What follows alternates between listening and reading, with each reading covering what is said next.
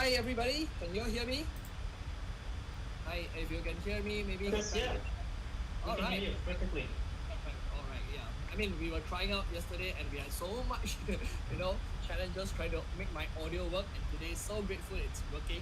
So thanks for coming on today's metaverse here in Portals tonight, and very honored to be invited by Equinox to come and share this AMA to be able to share my story here today. So I understand that maybe let me start by sharing my background to all of you. My name is Lucas. I'm from Singapore. So for the past 9 to 10 years, in fact 10 years already, I've been leading international teams, in the lifestyle industry, helping merchants expand and doing many things, mostly in the lifestyle industry. So that has been most of my experience and most of my network has been over there. And in 2016, that's where I was first exposed to blockchain and crypto, and I was intrigued by the whole future of where blockchain was going to become. And it was really only until in 2020, during COVID, where there was a lockdown initiation in Singapore, that I started realizing that there was more in life than just working, because I spent the past 10 years of my life trying to build a career for myself and really neglected my friends and family members. So, and Affyn, it's actually short for affinity, and the vision of Affyn is really I want to create something that could bring people together. That's why the name Affyn, it's short for affinity. So, and the whole entire direction of what we are trying to do is to create something that friends and family can have fun together. So the whole inspiration actually came about where I started asking, what if there was a way where people could get rewarded financially by spending time with their friends and family members? So that I was thinking how cool that would become, you see. So that was it started from the inspiration and leading to where it is today. So yeah, this my background and how actually Affyn came about.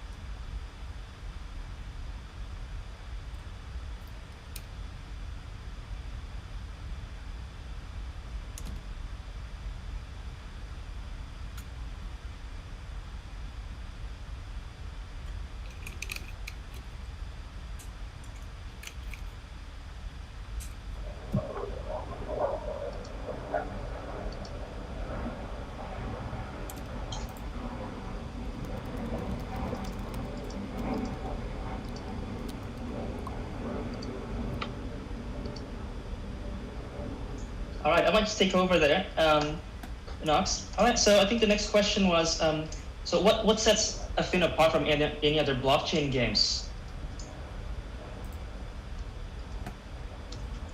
Okay, yeah. So most blockchain games, right, especially the play-to-earn games, are mostly targeting gamers, where people connect virtually, right?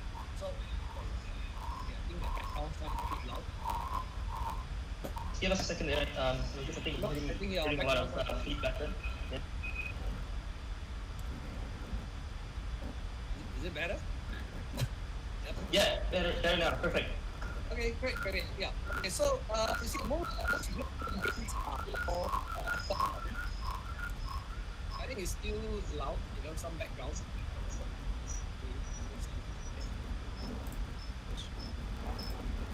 Is it better now? Yeah, I'm not sure where the voice is coming from. Give me a second. Okay, yeah, I think better now. Perfect. Okay. Yeah. Go on. Yeah. Okay. So most blockchain games, are mostly virtual and desktop bound. So yeah, and people play on a desktop and they connect with other players virtually. So that's where most blockchain games are. Almost play-to-earn games are. And in fact, most of these games, right, are targeting gamers and crypto users. So that's the case for most blockchain games today. Whereas what makes Affyn very different is that we are mobile-based and geolocation-based. So in fact, right, you won't really see much, or in fact, so far I've not seen any, that is doing mobile geolocation, blockchain play-to-earn games. So and we are one of the very first few that I've seen in the market doing this because it's one of the most challenging project that that we can even imagine out there, using Pokemon Go concept but implementing a play to earn economy within the whole metaverse. So that is what makes us, number one, very different. Number two, the token utility earned in the metaverse. Most blockchain games, they can only be utilized in the virtual world. So whereas ours, right, the token that we earn in the metaverse can not only be used inside in our virtual world, but it can also be utilized in the real world. Okay, imagine that, you see. So the when players see value in the tokens they earn in the metaverse, right? Okay, this means to say that they will play even harder, and they'll also spend even harder. So this will attract even more players in. And the third thing that differentiates us the most, right, is our target market. Because most play-to-earn games, right, in the blockchain space, are, since they are targeting gamers and non-crypto, the crypto people, so the pie for this area is actually very small, and it's very competitive. There's always new games coming up and coming up and coming up, and always fighting for the same pie. So players will be jumping from one game to another game to another game to another game, right? And it's a red ocean in this area eventually. Whereas Affyn's direction, it's we are targeting the non-crypto people, okay, and the non-gamers. So which also means to say that our target market, right, it's much wider. It's a completely untapped market, and there is literally almost not much competition in this space. So can you imagine, we are one of the leading ones moving in this direction, going towards the untapped market. That is how big our potential can become. Yep. Thank you. That's awesome. I was definitely a big fan of Pokemon Go. Was in that craze as well. And so, why do you think it's important to make a play-to-earn game that allows players to earn before paying any fees? Okay, it's okay. First, it's very important to, okay, one of the key goal of what we want to achieve, right, is to bring blockchain gaming into mainstream adoption. And of course, there are many play-to-earn games now are claiming that they are also going in that direction. But without making it free, it's very, very difficult. Now, let me give you an example. Okay, for a play-to-earn game, okay, to achieve adoption, right, you just imagine an average user, okay, having to start playing the game. They have to first set up the crypto wallet itself. They have to buy crypto, okay, where to buy crypto, right? They have to buy crypto and send it to the wallet, and then use it to buy the NFT, then they can start the game. So how much does the game cost? I mean, it can cost very low, it can cost very high, right? So with such difficult, entry or barrier, most mainstream people won't even get started because it's too complicated to start really. Whereas ours is free to play. Okay, now imagine a user, a completely, I don't know crypto, I don't know all this tech stuff, but is it simple enough for them to download an app and register our app, register an account as simple as registering a TikTok account? So all they need to do is go in the app, click connect to Facebook or connect to TikTok, and they have an account, a free account, and they can start playing and start earning already. So they can start playing and exploring the metaverse, connecting with friends, and do a lot of stuff inside there already, right? But it's only when they start earning what they earn in our rewards, right? When they want to withdraw it, then we'll require them to set up their wallets, and go through the whole procedure. But we already draw them in already. So using this free-to-play model, right? Okay, we can drive market penetration to bring in a large number in, and then convert them to more active users into our game. So that's why so to answer in short, free-to-play is important to achieve mainstream adoption. I think that's definitely one of the main things I look for in a project. Next question is, I'm really interested about the buddies, the NFTs. Could you maybe talk us through about that? Sure. So these buddies, right, we are unveiling one more and more throughout the coming days and coming weeks and even coming months. All right. So each buddy has its own attributes, and these buddies, they can do a lot in the game for you. They can help you earn. They can help you fight. They can help you go rates and all this kind of stuff. There's a lot of things that you can do with the buddies. So think of buddies like your Pokemon Go, but we are going to implement a lot more things that they can do with it. All right. So when we talk about these buddies, what you see now is in their infancy stage, and our vision is they will also evolve, and they will level up, and they'll evolve into older characters, and eventually these buddies, right, when they are young, and they'll grow old with you.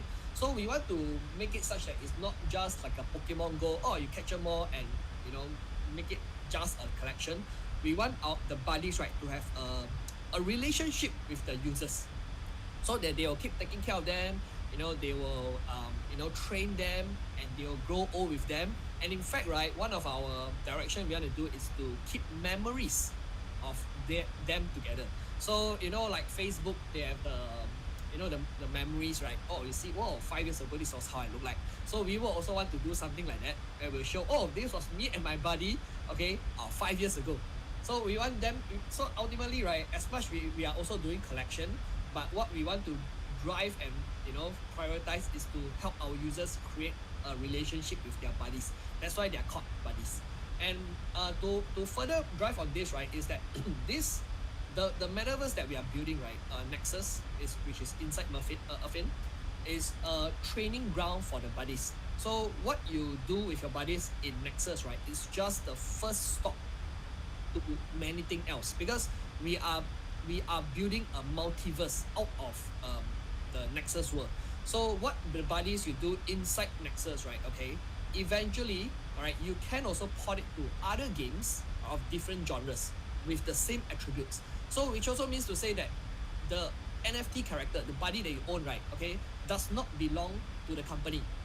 It belongs to the players. So the players have full ownership of the buddies, the NFT itself. And that is why NFT is powerful, because it's fully owned by the player. And with that right, okay, this will give more ownership to the players to really take care of them and really play the game longer. Yep. Thank you so much. I'm getting super excited about the buddies, to be honest with you. You mentioned the Nexus, and you mentioned that that's a training ground for the buddies. What sort of other activities can players look forward there? Okay, so first of all, that in a game, right, to keep players excited, there must always be something to look forward to. So in a bigger framework, think of it as small activities, mid-tier activities, large activities towards the one big event. All right, so think of it in a bigger framework. So to simply put, right, inside the game, there are many things like quests. There are simple quests. For example, we'll say things like, help us to go and find 3 birds, for research purposes for the metaverse, because ultimately when we start off the game, it's a new world. We want players to find these specific characters for them to research. So these are simple quests that people can do, and they can earn Affyn token. Other quests are things like you can do PvP, raids, PvE and stuff like that. But the key feature of Nexus, all right, is the augmented reality campaigns. So take for example, okay, we'll launch say 20 to 30 characters, okay, to a specific location. Let's say a shopping mall, a popular shopping mall area, right? So, and out of these 20-30 characters, okay, there'll be one specific unique NFT, which is maybe a green dinosaur, all right? And whoever can find this green dinosaur and capture it will win a trip to Paris. So this will drive users all towards one location, okay, to find the green dinosaur. But there is a specific criteria, okay, in order to capture the green dino. They must do it with a friend or family member, and they cannot do it alone. Remember, our core mission, our core vision, it's to bring people together. Affyn, it's short for affinity, right? So this will encourage users to initiate get-togethers with their friends and family members. So this one thing. And the second thing, what we are also achieving, it also drives user acquisition, because players are also, hey, come, let's go and have fun together. We're going to capture a green dino together. So everybody go there, they capture other buddies, they earn points, they earn Affyn token. But the one who find the green dino will win a trip to Paris. So there are a lot of activities in Nexus, and everything is all leading up to what we call the ultimate rate. So the ultimate rate, right, is at the end of the whole season, right? We'll tabulate the result of the highest damage dealt, the top 100. So the top 100 highest damage dealt players will be invited to the ultimate raid, where there'll be the ultimate monster of the year, okay, in one unique location, for example, Milan. Alright, so these 100 people were invited there to defeat this big monster like that. So everything in one season, it's a build up towards the ultimate raid at the end of the year. And then we'll restart the whole season again with a different team. Yep. So this to give you a rough idea of what to expect. So I think you sort of touched on a little bit about the economics and how it relates to real world applications. Could you maybe explain a little bit more about the creating this robust and sustainable economic ecosystem and why it's important to you? Sure. So, okay, if you let me first share about the current problem that most play-to-earn games face, so that you can understand why this is very important. Now, for a play-to-earn game that is attractive in the short term is that players go in, they earn tokens, right? Now, the question becomes, right, when imagine 1 million players or 10 million players are playing every day and earning, let's say, $10 per day, right? So that's $100 million in money being paid to players. Now the main question becomes, where does this $100 million come from every day? Who's actually paying it? Coming up from whose pocket? Right? That's the first question. If you cannot answer this is non-sustainable. The second question becomes, okay, when the players get rewarded of the tokens, okay, what can they do with it? If they cannot utilize in the real world and can only utilize in the metaverse with limited utility, I'm telling you, the only thing that these players will do is sell it.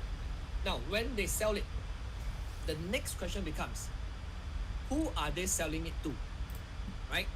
And when they sell it, okay, who is buying it from them, right? So these are questions many people don't ask when they look at a play-to-earn game because it's very, very short term.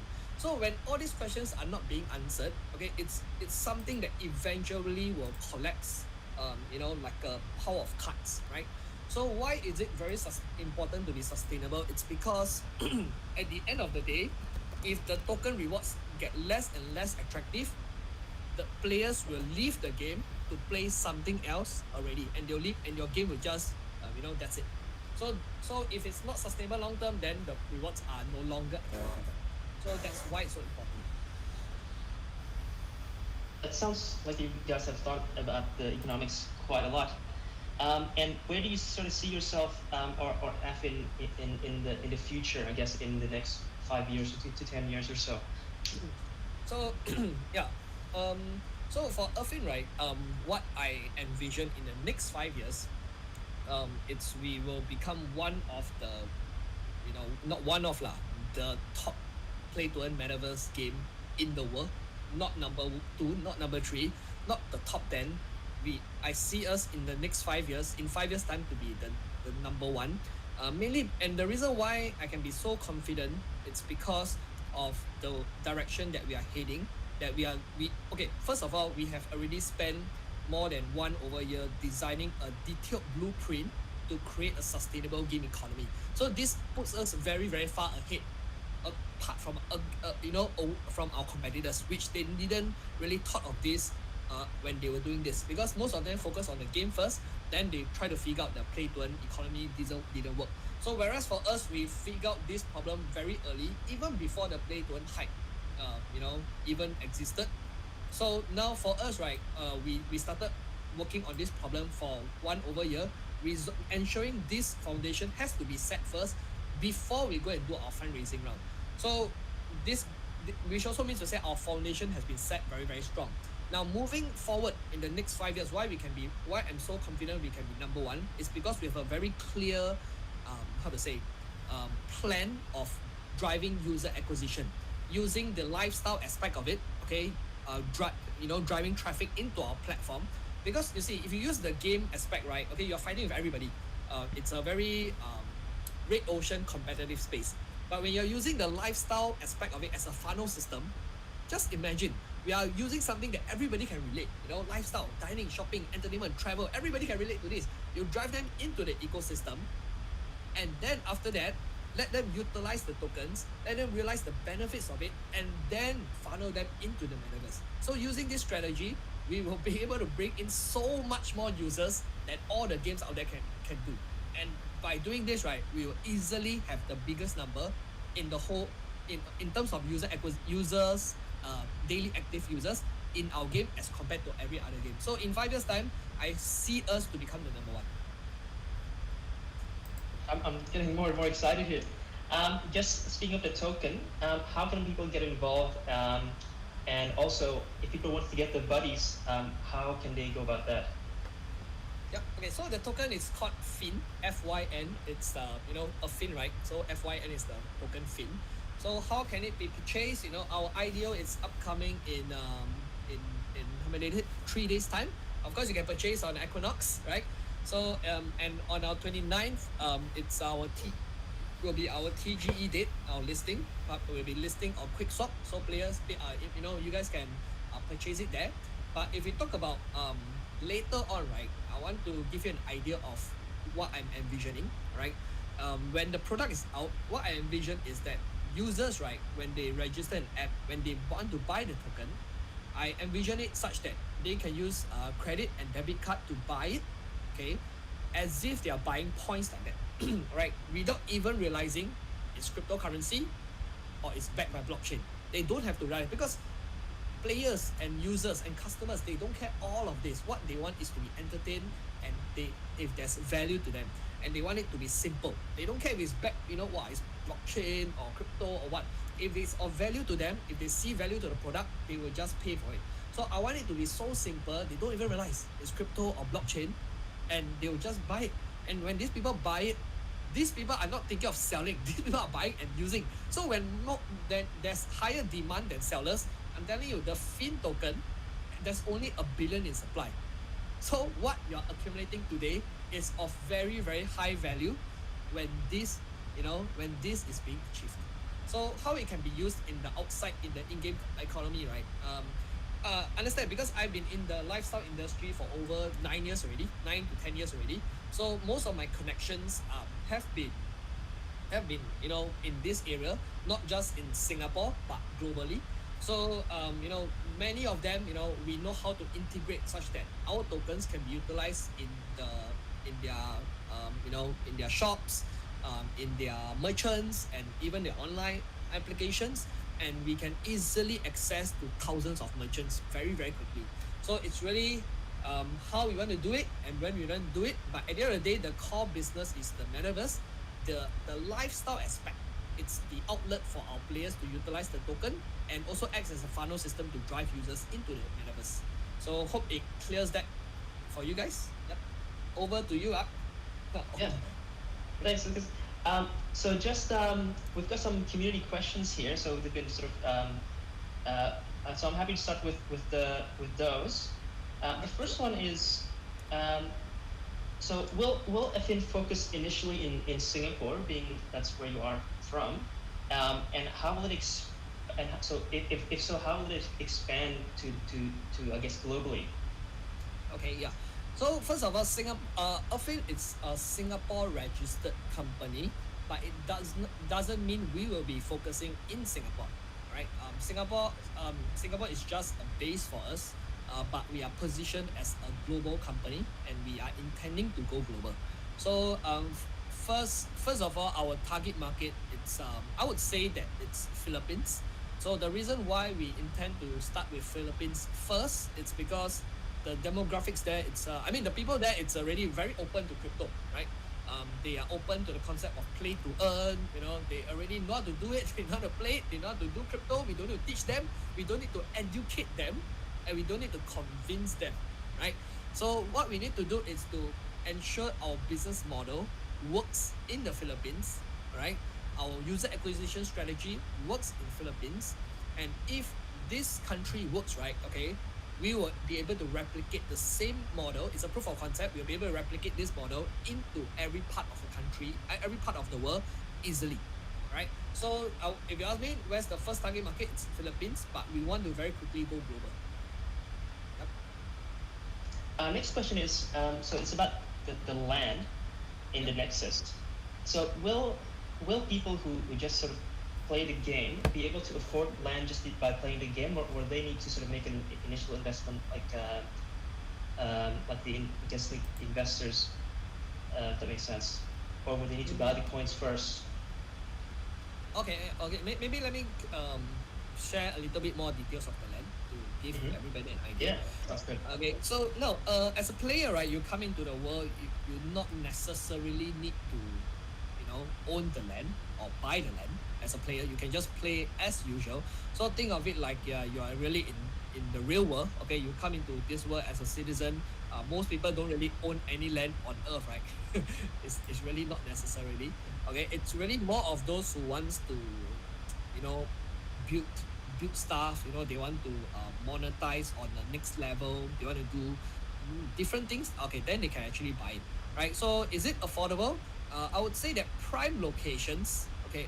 First of all, prime locations are of really depends on the market rate. We will be letting the market decide it.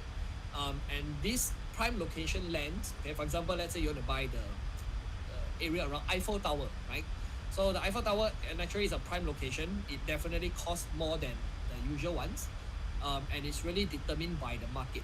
Now, but in order to for a user to buy the land around the Eiffel Tower, okay, it's only purchasable with Fin token, right?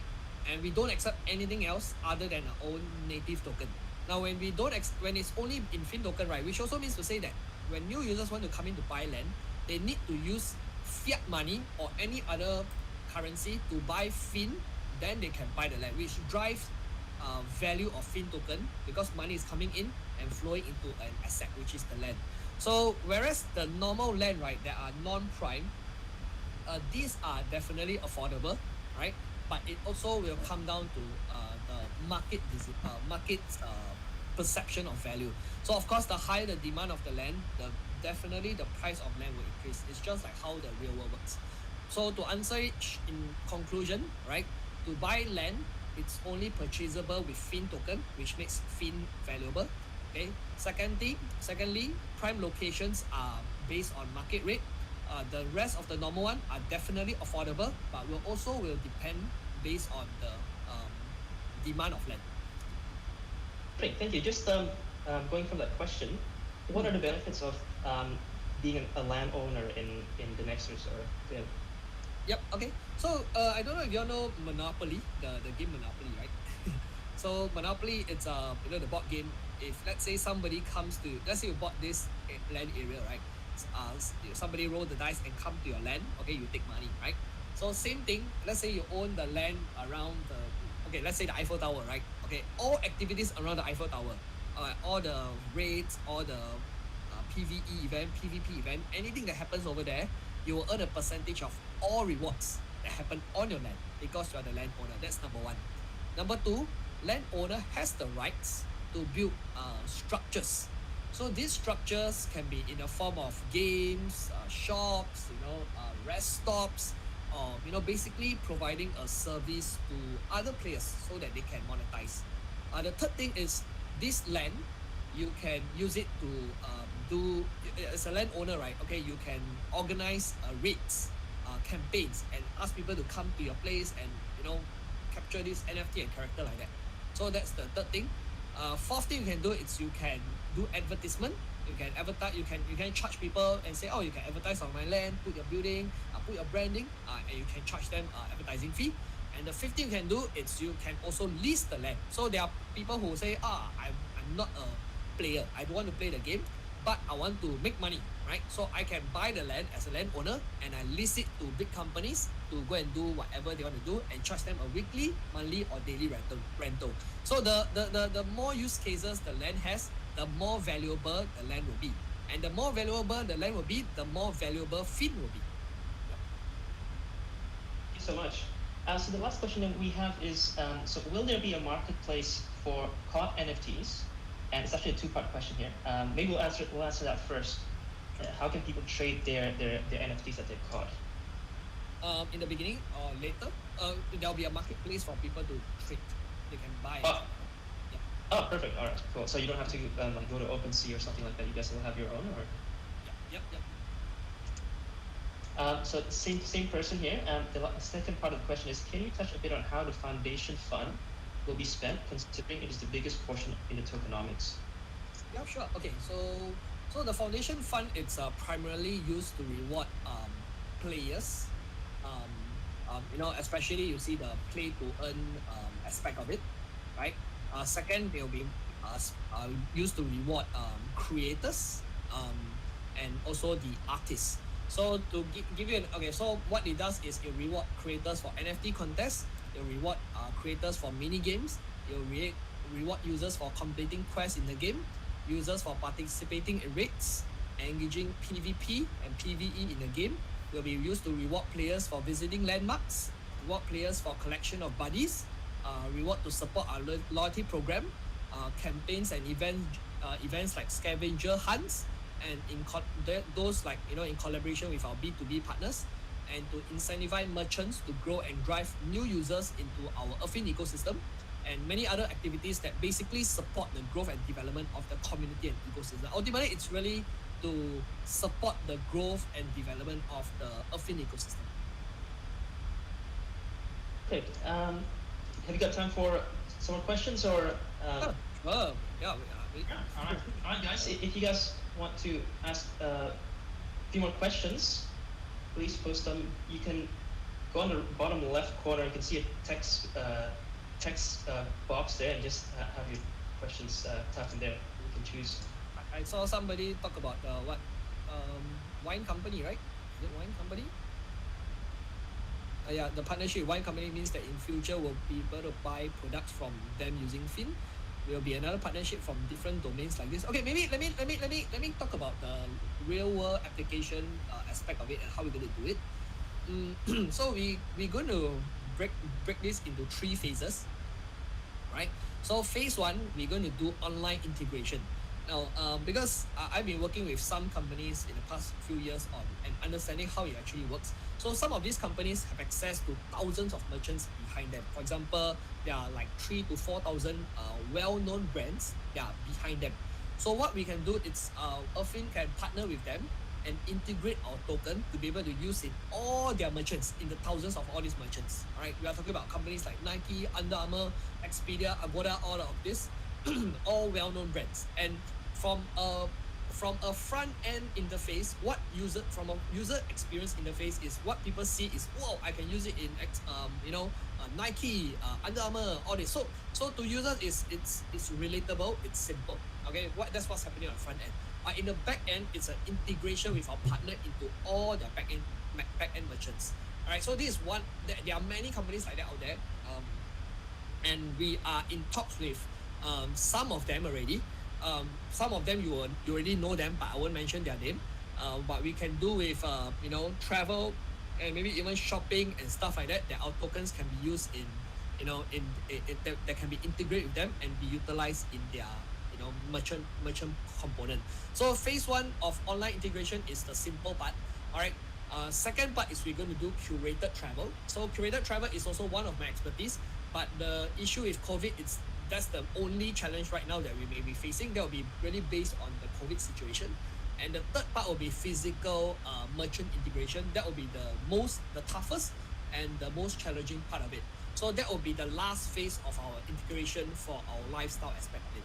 So if you see the wine company, it's one of our investors also. I've known her for quite some time already, couple of years already.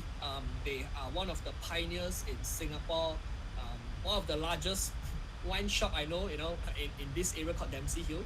So they are excited. They also want to be. So the owner actually told me that, we want to be, forward at the front of the trend. They don't want to be behind. So they want to be associated with the metaverse. They also want to conduct scavenger hunt at their wine company, and then after people go there buy wine and explore their wine and stuff like so there's a lot of ways that we can actually work together with many companies. Yep. Sounds good. All right, so I think there is another question here. How would you counter the sort of there's a lot of questions about tokenomics. And one of the questions is, how would you counter the price inflation or deflation of the tokens? Sure.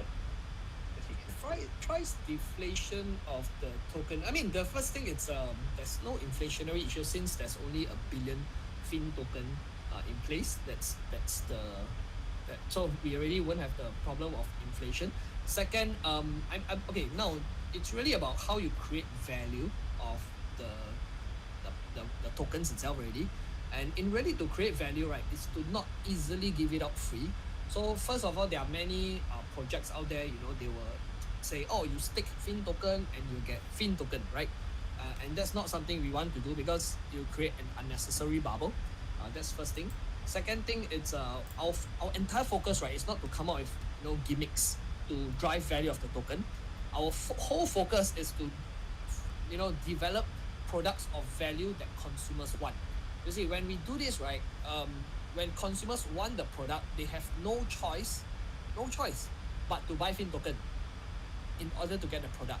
So when you create great products, these people who buy your tokens are users, are not going to think of selling. They are just buying your tokens to use. So this will drive value of the token. So ultimately, we won't have the inflationary issue, as since we have already a limited supply.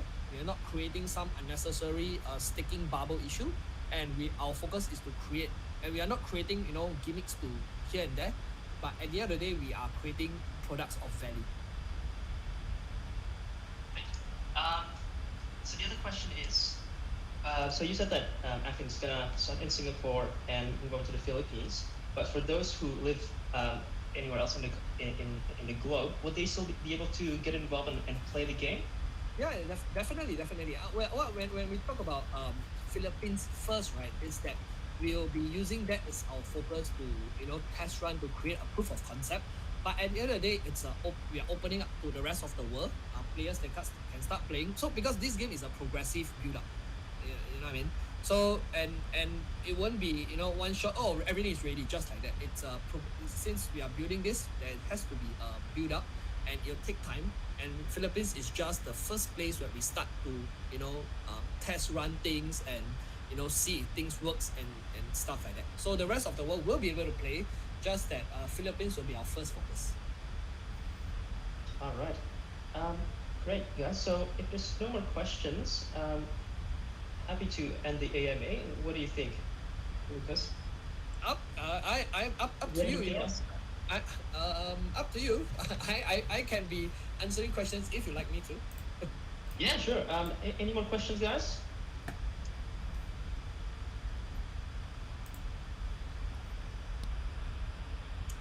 So somebody asked, for example, the market is crashing now. What will you do in a situation like this? Now, maybe I can answer this question. Go for it. Feel free to choose whichever questions you want to answer. Okay, sure. So, I mean, the market is crashing right now. It's really, I understand that most cryptocurrency, I mean, maybe probably even stock market, it's really drive solely based on speculation. So when prices are going up and down based on market condition, it's derived from price speculation. And the reason why price speculation is there is because people are buying cryptocurrency, for the purpose of speculation and not for using it. When it's for speculation purpose, people will buy. When it goes up, people will naturally sell. It's a natural cycle. So I've been in this space since 2016. Back then, 5 years ago, 6 years ago, people buy crypto for the purpose of speculation. And 6 years later, even with so much technical advancement, the people are still buying it for speculation. So there's nobody really buying crypto for the purpose of using it. So this 6 years, right, although there's a lot of technical advancement, fundamentally things have not really changed yet, you see. So but for us, right, that's not our focus. Okay, market condition isn't something that we can control, and we don't want to control it. Since we can't control it, we don't want to focus on it. What we want to focus is on things that we can control, which is executing our roadmap, delivering results, and developing products of value that real consumers want.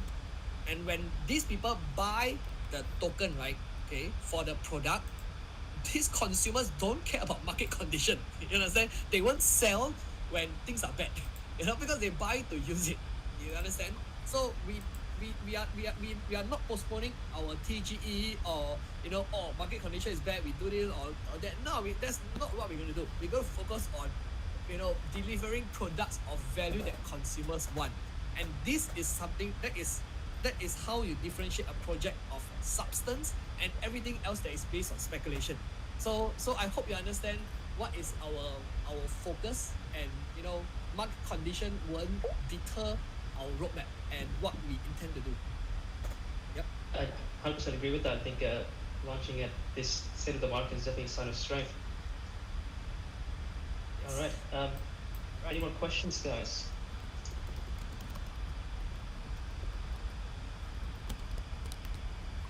Okay. don't think I see any more questions already. Feel free to ask any questions, guys. We've got about here we go.